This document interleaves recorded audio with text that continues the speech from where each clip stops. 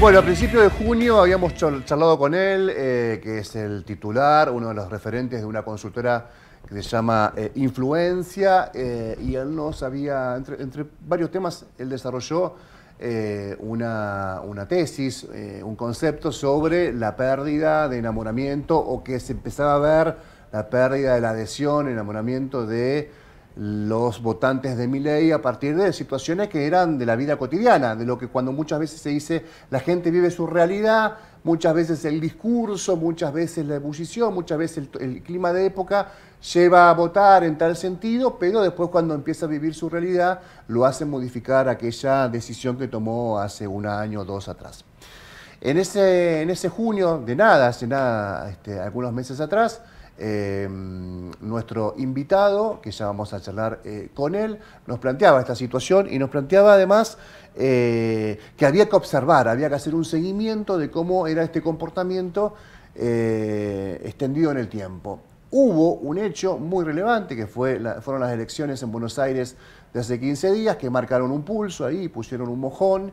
Hay que ver si eso representa otras geografías del país, como por ejemplo la nuestra, y por eso hemos invitado a Emilio Escota, que es sociólogo, pero además es integrante de la consultora, como le decía, Influencia en Santa Fe. ¿Cómo te va? Gracias por haber venido. Hola Héctor, gracias a ustedes por haberme invitado nuevamente. Recordamos, mira, el día de las elecciones de Buenos Aires, o esa misma noche, o el día siguiente, recordábamos tu participación acá y lo que habías planteado respecto a la adhesión a Milei, en una provincia que no estaba debatiéndose ni una elección ni nada parecido, aunque había vivido sí un proceso eleccionario respecto a los convencionales constituyentes, que podríamos dedicar otro programa a esa situación, pero en principio, para no abundar en el prólogo, ¿qué viste vos respecto a la elección en la provincia de Buenos Aires? ¿Cuánto rebote puede tener? ¿Cuánta inercia puede tener en otras geografías, en otras provincias? ¿Y qué estás viendo en tus estudios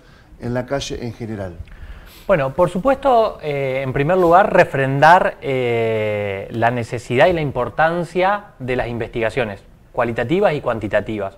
Porque si en aquel momento nosotros empezábamos a notar esos atisbos de pérdidas de adhesión de sectores que en principio en 2023 nos habían llamado mucho la atención a sociólogos y politólogos de que adherían al modelo, y no solo al modelo en términos económicos, sino también a las formas de Milei en su integridad. Bueno, precisamente lo que empezamos a observar también a partir de estudios cualitativos y cuantitativos fue que esos sectores estaban de alguna manera soltándole la mano al gobierno. Ese fue, creo, hasta el término que utilizamos. Entonces, ver eso, por supuesto que las encuestas y los focus group no sirven para predecir resultados electorales, ni mucho menos, pero sí sirve para notar o encontrar cuál viene siendo el pulso social por fuera, sobre todo de los nichos o los círculos por donde anda, entre comillas, el poder, en este caso el poder político. Y en relación a lo que planteas de lo que fue la elección de la provincia de Buenos Aires, a ver, lo que las elecciones siempre traen consigo es que a los ganadores los sobrevalúa y a los perdedores los devalúa. Entonces, por supuesto que todo lo que tiene que ver con la oposición ahora se planta de manera diferente de cara al escenario de octubre. De hecho, ya hasta algunos dirigentes del peronismo a nivel país han levantado su imagen. No quiere decir que su acumulado sea positivo, pero han levantado su imagen per se, y ni hablar que a lo que tiene que ver con el gobierno nacional y el mileísmo lo ha afectado no solo internamente, sino a nivel de imagen y de expectativas que se tiene para con el gobierno. Hay una idea general, no es, tal vez es equivocada, pero la percibo como de trazo grueso, como muy general, que el populismo gobernó de una manera que perjudicó mucho, todo lo pongo entre comillas, que perjudicó mucho a la gestión de la cosa pública, generando una inflación galopante, nichos de corrupción, etc. Y que el resultado de eso es la principal dirigente de la oposición presa en su casa. Y hay una idea también en el mismo sentido, vos corregime después, si dilapidás si querés lo que estoy diciendo, hay otra idea que este modelo de ajuste de motosierra está afectando la línea de flotación de la clase baja, de la clase media y del aparato productivo, y también con nichos de corrupción. Frente a esa idea en general, bien general, te encontrás parado frente a dos modelos, no son los únicos, pero dos modelos de gestión, uno en el pasado inmediato y otro en la actualidad, que prácticamente son la cara de una cara de la misma moneda, ¿o no? Sí, antagónicos, pero que en definitiva terminan de alguna manera dando los mismos resultados. Exacto. A priori con lo que era su público o lo que era su porción de la sociedad. A ver, vayamos por parte porque es amplio. En principio, Milei ganó, y sí ganó en gran medida por los problemas que hubo, o lo que yo llamo el estado del Estado. Digamos, cómo gestionaron quienes estuvieron a cargo del Estado Nacional los últimos 15 años. Entonces, desde ahí se generó toda una cosmovisión de sentido común que llevó a pensar que el Estado funcionaba mal y que en vez de garantizar derechos, garantizar oportunidades, lo único que hacía era ponerle palos en la rueda a quienes querían brindarse sus propias oportunidades. Que además era prebendario, si te parece lo agrego, que además era prebendario y además tenía nichos de corrupción grandes, ¿no? Por supuesto. Entonces, como esa idea general, sí, me explico. Y lo de la corrupción está bueno plantearlo, mira, porque hay varios estudios que también ponen el foco en la corrupción. Y cuando más corrupción hay digamos, en la gestión pública, es cuando los países, o no importa, digamos, los niveles de gobierno en los que se trabaja están en pleno crecimiento, es decir, donde la economía y los recursos circulan en mayor medida, ¿sí? Porque entonces hay más, de alguna manera, nichos para corromperse. Pero la corrupción escandaliza más cuando la economía está, como en este momento, estancada, decreciendo en algunos números de la macro. ¿Por qué?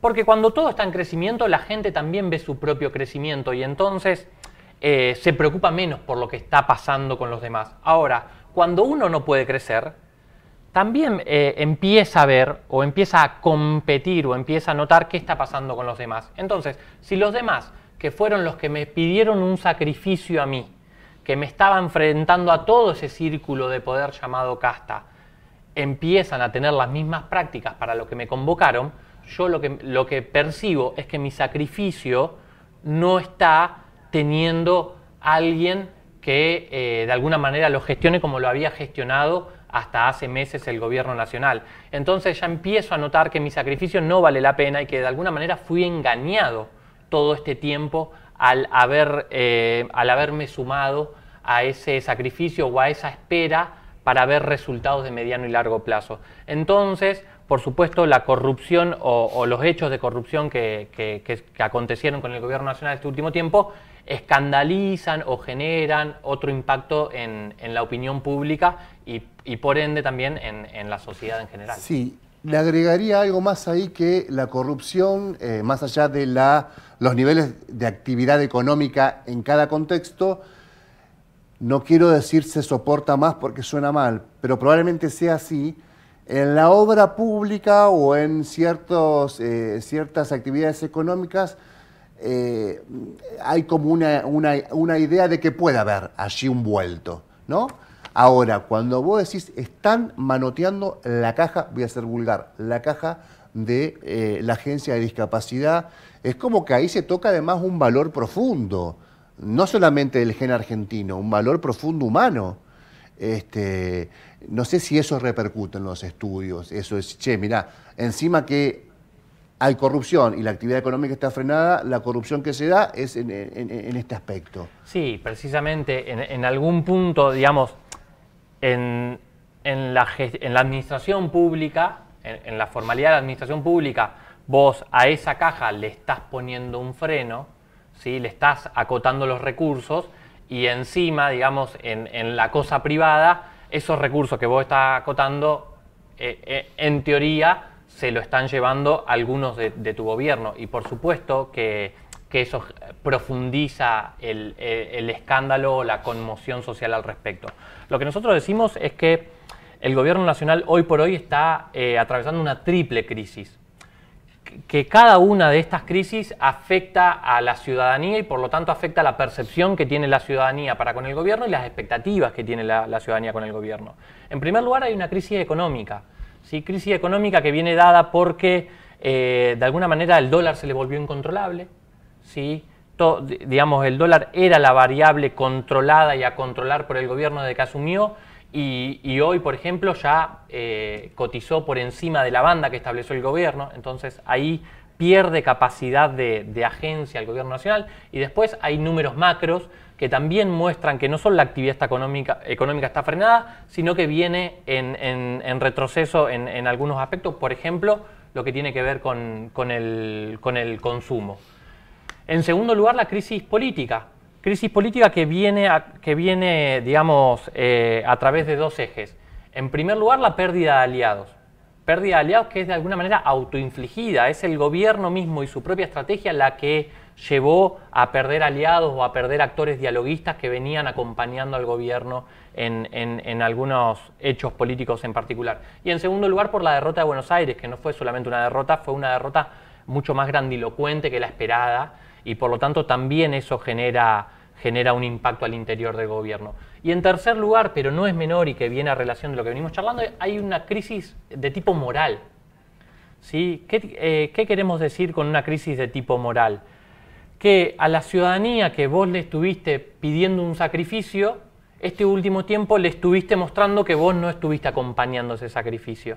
¿Sí? Que vos de alguna manera te estuviste aprovechando de ese sacrificio. Y eso afecta la moral de las personas que de alguna manera se sienten usadas o se sienten decepcionadas por todo este tiempo en que ellos fueron atravesando diferentes ajustes, pero que ven que en definitiva quienes venían a combatir esos problemas del Estado, hoy por hoy los están reproduciendo. Esa triple crisis que decimos nosotros, por supuesto, no afecta a todos los actores por igual, pero empieza a condensarse en la sociedad y muestra algunos resultados en términos de imagen que está teniendo el presidente, en términos de expectativas que se tiene para con el país de cara al mediano plazo y en términos de, bueno, francamente, los resultados electorales de la provincia de Buenos Aires. Mira, quiero preguntarte esto, me pareció, no te interrumpí porque bastante arredonda la definición de la triple crisis.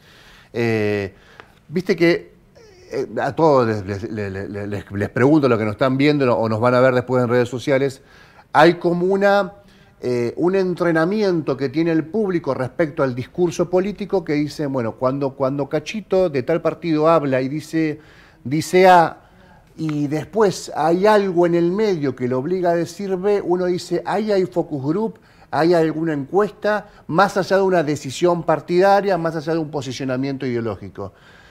Ahora en Milei hay un montón de elementos en el medio de una cosa y otra, o de un evento y otro, que uno imagina que el político, en tanto líder, va a interpretar no solamente a la calle, sino también lo que dice la ciencia, el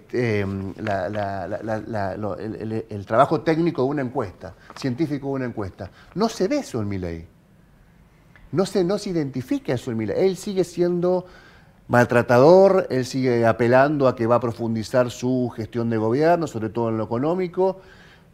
¿Pensás que hay una, obviamente es un boomerang afilado, esa decisión que ha adoptado, o pensás que es otra cosa? Que está pensado, está evaluado porque hay un nicho que todavía sigue apostando a eso y por lo tanto garpa seguir hablando de lo mismo y no matizarlo a pesar de lo que sucede en el medio. No, a ver, ¿se entiende la pregunta? Sí, varias cuestiones para analizar y compartir respecto a lo que decís, Héctor. En primer lugar, yo creo que sí hay un cambio de narrativa, y no solo de narrativa, sino no solo del contenido, sino de las formas de llevar adelante esa narrativa. Lo demuestran dos hechos puntuales bastante masivos: el discurso post-derrota electoral en la provincia de Buenos Aires y la presentación del presupuesto 2026 este lunes que pasó. uno vio en esos discursos un presidente que ha dejado los ataques de lado, que por ejemplo, la terminología de casta para mencionar a los rivales políticos también ha quedado de lado, donde en su momento, para presentar el presupuesto 2025, había ido al Congreso a atacar a los congresales, y la imagen del 2026 es un presidente solo, que además en su discurso no ataca a nadie, ¿sí? Y que trata de mostrar cierta solemnidad, ¿sí? Creo que esos matices discursivos dan cuenta de que lo que venimos contando de las crisis surtieron algún efecto en el gobierno y está tratando de cambiar su percepción. Ahora bien, como te digo esto, te digo lo otro. La batalla en las redes, el discurso en redes. No, que también se ha matizado bastante su participación. Bueno, hoy tiró, cucas y anticucas votan de la misma manera. Si seguimos haciéndolo, van a ver cómo sus hijos se van van a hacer cola en Ezeiza en los próximos tiempos. Ahí volviste a ser Milei. Sí, lo que quería mencionar en relación a eso es que no es tan fácil cambiar una percepción cuando esa percepción ya está tan instalada. Y las percepciones sobre los presidentes están hiperinstaladas. Si nos queremos fijar en lo que intentó hacer Alberto Fernández, en lo que intentó hacer Mauricio Macri, cuando tuvieron estas crisis de mediano término en sus gobiernos, que quisieron dar esos golpes de efecto, cuando ya hay una percepción muy instalada en la sociedad, modificarla es más complejo que haber hecho la primera instalación. Entonces, ahí hay un juego, digamos, bastante riesgoso que está llevando adelante el gobierno, pero que tiene que ver en primera instancia para llegar al 26 de octubre y terminar de ver qué le dictan los resultados electorales en el país para afrontar los 2 años que le quedan. La última, la provincia, la están estudiando, la están relevando. ¿Qué están viendo? Es una provincia muy distinta al AMBA, es una provincia muy distinta, en realidad la zona núcleo, podríamos decir, o las grandes ciudades muy distinta al AMBA, muy distinto al conurbano más profundo. Por poner el ejemplo más cercano, donde hay un escrutinio respecto a los gobernantes. ¿Qué están viendo en Santa Fe?